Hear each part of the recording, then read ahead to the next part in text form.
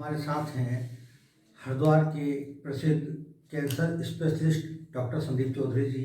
संदीप चौधरी जी से हम बात करेंगे, उनसे जानेंगे कैंसर के बारे में, कैंसर के लक्षण के बारे में और इसके इलाज के बारे में।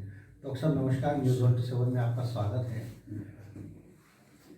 देखिए, कैंसर के जो लक्षण हैं ये 5-6 पॉइंट्स में आप इजीली समझ सकते हैं। शरीर में आपको कहीं भी असामान्य रूप से कोई गांठ नजर आ रही हो, जैसे स्तनों पे, गर्दन पे, अगल बगल में, तो ये कैंसर का एक लक्षण हो सकता है। ज़रूरी नहीं कि ये कैंसर ही हो, पर इसके लिए आपको एक विशेषज्ञ से मिलना जरूरी है जो ये बता सके कि कैंसर की गांठ है या नहीं है। इसके अलावा शरीर के किसी भी हिस्से से असामान्य रक्तस्राव हो रहा हो, नाक से, मुंह से, पेशाब के रास्ते से, गुदाद्वार से, ये अगर असामान्य रक्तस्राव है तो ये कैंसर का एक प्रमुख लक्षण है। पुरानी अपच जो ठीक ना हो रही हो, पुरानी खांसी, कई महीनों की खांसी है जो टीबी नहीं है, वो एक कैंसर का एक लक्षण हो सकता है।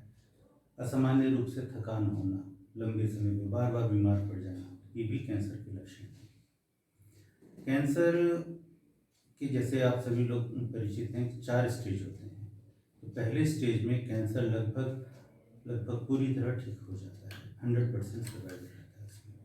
सेकंड और थर्ड स्टेज में भी ठीक होने की संभावना रहती है, पर हमारे इंडिया में, भारत में ज़्यादातर मरीज स्टेज 4 में आते हैं। इसलिए हमें पब्लिक को जागरूक करना पड़ेगा कि उसके लक्षण क्या क्या हैं, ताकि वो पहले स्टेज में आके अपना इलाज करा के पूरी तरह ठीक हो सकें।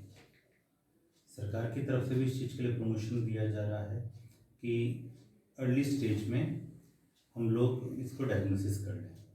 बहुत जल्दी हरिद्वार में 1 साल के अंदर में ही रेडियोथेरेपी की मशीन लगने जा रही है। उसके बाद हरिद्वार के लोगों को बड़े अस्पताल में भागने के लिए कष्ट नहीं करना पड़ेगा, यहीं हरिद्वार में ही सबका इलाज हो जाएगा। डॉक्टर साहब, गांठ को लोग सामान्य रूप से लेते हैं, शरीर में कोई गांठ आ गई तो उसको सामान्य रूप से लेते हैं, वो कैंसर है कैसे पता चले? देखिए, सबसे पहली बात तो ये जो गांठ होती है, नॉर्मल अगर वो किसी दर्द सूजन की गांठ हुई तो दर्द करेगी। कैंसर की गांठ दर्द नहीं करती, वो धीरे धीरे बढ़ती है, कम नहीं होती कभी किसी स्टेज पे। आप उसे दबाएंगे तो शायद दर्द करे, वैसे दर्द नहीं करती है, इसलिए उसे दिखाना जरूरी है। वो डॉक्टर देख के समझ जाता है। भारत के लोग स्वास्थ्य के प्रति बहुत ज़्यादा सजग नहीं रहते हैं। वो डॉक्टर के पास तब जाते हैं जब बीमारी उनकी जो है उन पर हावी हो जाती है जी, तो इसको आप क्या कहना चाहेंगे? इसके लिए हमें पब्लिक को जागरूक करना पड़ेगा, उनको बताना पड़ेगा कि कोई भी संदेह की चीज़ देखने पे एक बार वो किसी भी विशेषज्ञ से मिले जरूर, क्योंकि विशेषज्ञ ही बता पाएगा कि ये क्या है, इसको कैंसर में रखना है या सामान्य इलाज से ठीक हो जाएगी। डॉक्टर साहब, आपने कैंसर की का इलाज करते आए हैं, अमूमन किस तरह के मरीज आपके सामने आते हैं? भारत के क्रिकेटर युवराज सिंह थे, उन्होंने कैंसर को मात दी है और काफ़ी स्टेज में वो कैंसर पहुंच चुका था। तो कैंसर का इलाज संभव है? देखिए, इंसान के शरीर में लगभग 100-150 तरह के कैंसर हो सकते हैं।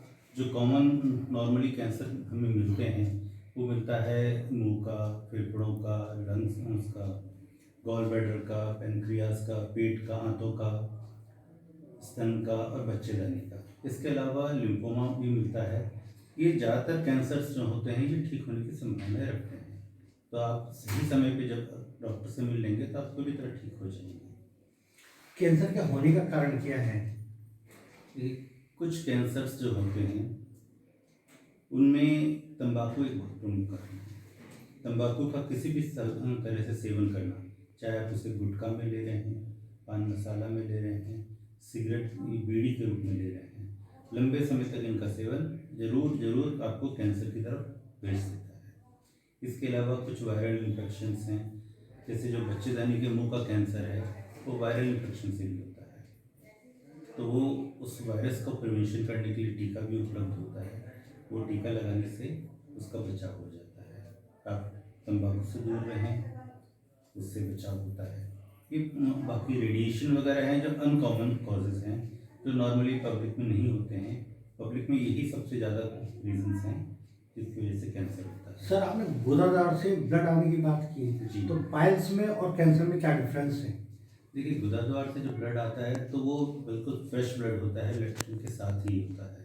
पर ये बाद में भी हो सकता है। उसके साथ में अपच भी रहती है, कभी कब्ज़ रहता है, कभी डायरिया रहता है।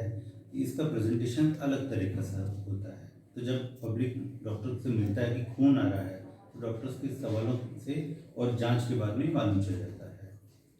कई तरह की जांचें होती हैं जो सामान्य पब्लिक में हम जांच करके उनका पता लगा सकते हैं कि ये कैंसर की शुरुआती स्टेज तो नहीं है।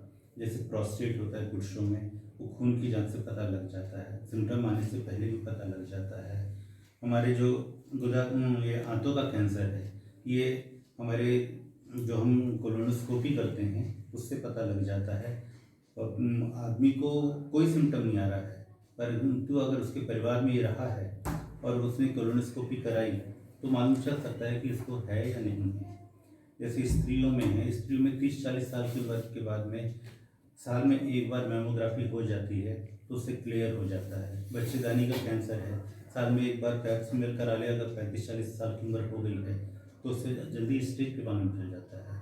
सिम्टम आने से पहले ही हम पता लगा सकते हैं कि कैंसर हो रहा है या नहीं।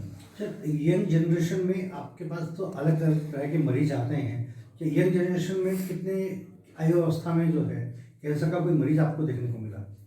यंग जनरेशन में जो मिलते हैं सबसे ज़्यादा मुंह के कैंसर के मिलते हैं, जो पान मसाला तंबाकू खाते हैं, सबसे ज़्यादा वही मरीज हैं और नहीं मिलते हैं। लिम्फोमा है, ल्यूकीमिया है, ये मिलते हैं, लेकिन जो सबसे ज़्यादा मिलता है वो तंबाकू खाने की वजह से, गुटखा पान मसाला वो मुंह में रख के घंटों रखते हैं, उसकी वजह से उनको कैंसर हो जाता है। आप थे डॉक्टर साहब चौधरी जी, उन्होंने बताया कि तंबाकू कैंसर की एक बहुत बड़ी वजह है।